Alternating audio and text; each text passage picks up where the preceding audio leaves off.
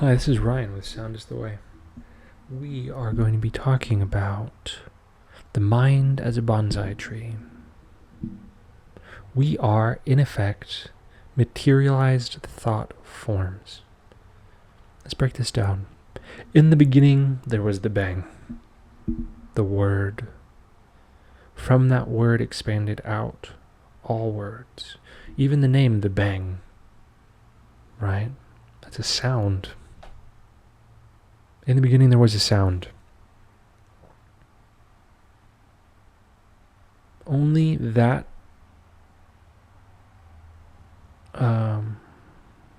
backtrack. Our creations can only ever equal us. They cannot surpass us. This is like the basis of science. That you cannot, unless you're exerting energy, drop a ball and have that ball bounce to a higher point. Right, so if I just let go of a bouncy ball, it's not going to bounce higher than the place it was I dropped it unless I use energy to throw it. This is the same for God, the Logos, the Tao. So we must acknowledge that we are mental, we are thought as an extension of an original thought. So my ability to articulate this is based off of the original thought, the word. As those words begin to expand, as the word begins to expand outward, it finds opportunities to express itself in different ways, becoming words, plural. Different ways of understanding. That happens again and again and again until we find ourselves in the third dimension. We'll talk more about higher dimensions in a different video. But here we are in the third dimension. From the original thought and words spoken, here we are. The mental realm expressed in the physical. The words we use define the reality that we see around us. If I say, it's a poopy day, I am using the power of source of all of creation. I am trying to shunt it, to dam it, to flow all of that energy into having a poopy day. Right? So these things that we say, these casual nothings almost, phrases, slang, we forget our power and the power of creating reality, which is what words represent, and thought forms. When we use our words on things that we don't mean or don't intend, how do we heal this? And this is the mind as a bonsai tree. We trim it. Snip, snip. We cut it just a little bit. We're not going to kill the tree. We are trying to create a masterpiece. Trying? Forget trying. We're doing. We're being. We are creating a masterpiece. In our moments of stillness, as a thought arises and we don't like it,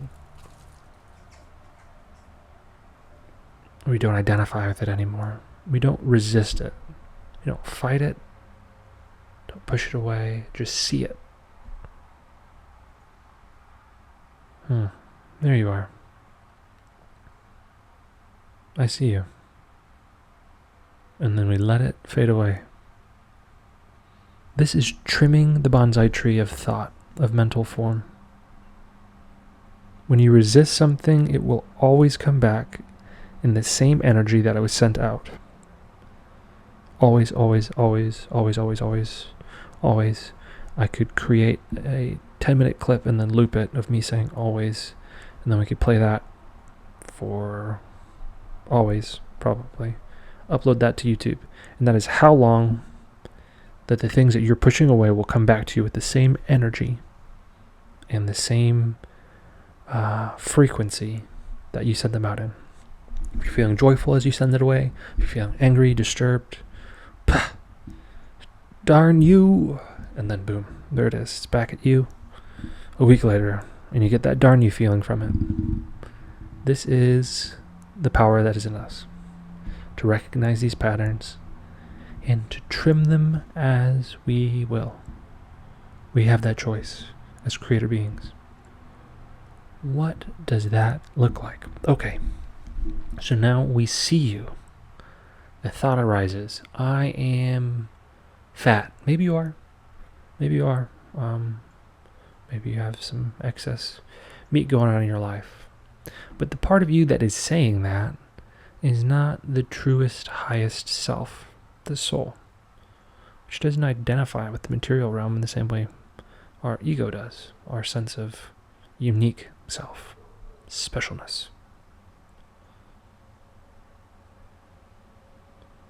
We can see that thought without giving it charge, pushing it away.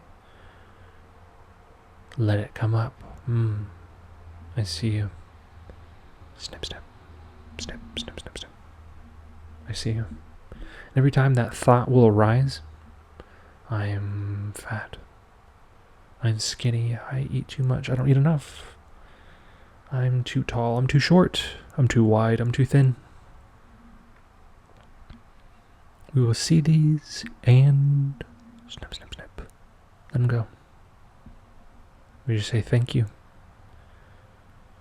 I created this as a pattern, as a habit, to find my own power again. Thank you. That's another one. So we can just see it, and that's enough. If you are getting into passive action or just understanding your energy, that's a great one. Seeing it is enough. It will leave you over time. Actually, let's dive a little bit deeper on that. So you see it, and each time the thought arises, and you say, I see you, with a neutral stance, neutral voice, neutral experience, you disempower it. It has no more power over you the way it used to. I'm weak. I'm strong. Identifying with these things. You don't have to limit yourself to polarities. So you see it over time, even in the same meditation or practice, you will begin to see the source of where that thought is emanating within yourself. Just in that alone is enough to heal yourself. I see you. It may not be the first time, but as that thought keeps on arising and you say, I see you, you're letting it go. You're not giving it any more energy. And eventually that will spiral to the source of where that thought is originating. So maybe if you were someone, with the first thing I was saying, oh, I'm fat. That was a thought that I used to entertain. And what a silly thing. It makes me laugh now. It's just like, it's so far removed from my consciousness. Where was I? Okay, yeah. So we see the thought and we let it go. And we begin to find that place within us that thought was stored. And this is where you get into your body work and your stored emotional damage or trauma. And you can find in your body where that's located, that original pain. Sometimes we have so many things going on, we can't find those. And that's basically the basis of all trauma, is to experience something not in the moment, but in the future.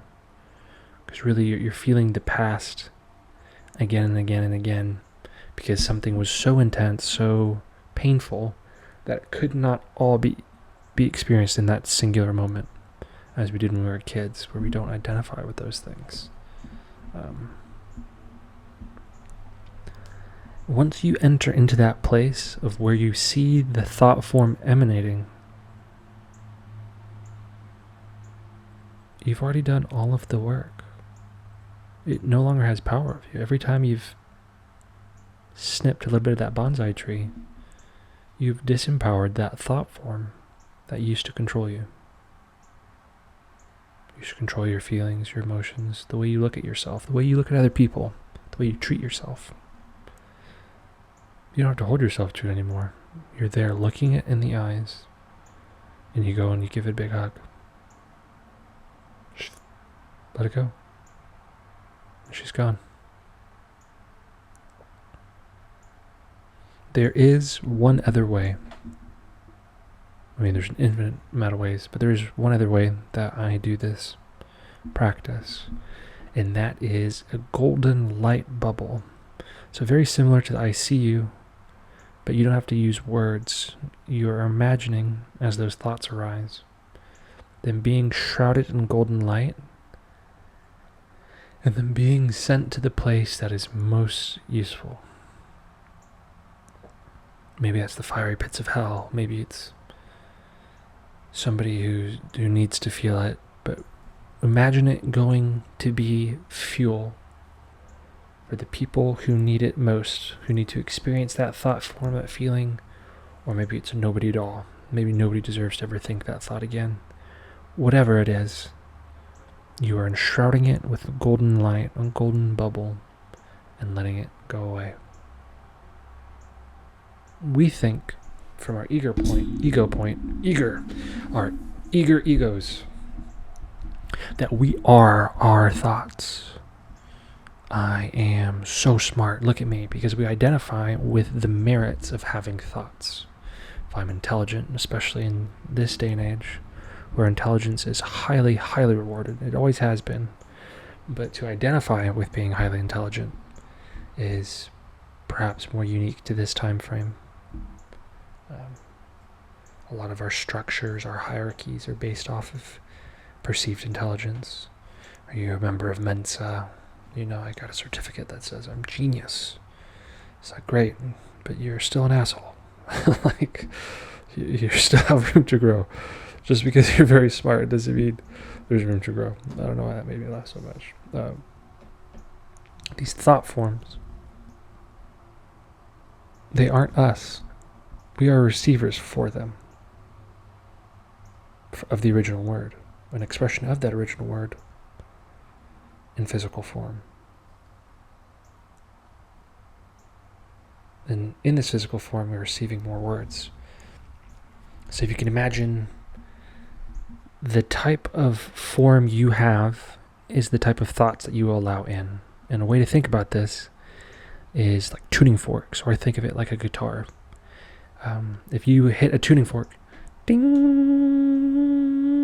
all tuning forks in that key that can pick up that frequency will begin to ring. So the thoughts that we move through us are the ones that resonate with us. That's what we're operating. That's what people talk about when they're talking about frequencies, or what your energy is, your vibe, what chakra you've been working on, what place you bounce back from. That's really what a lot of that means, is what ding moves through you. What sound are you holding? Is the vessel broken, or is it whole?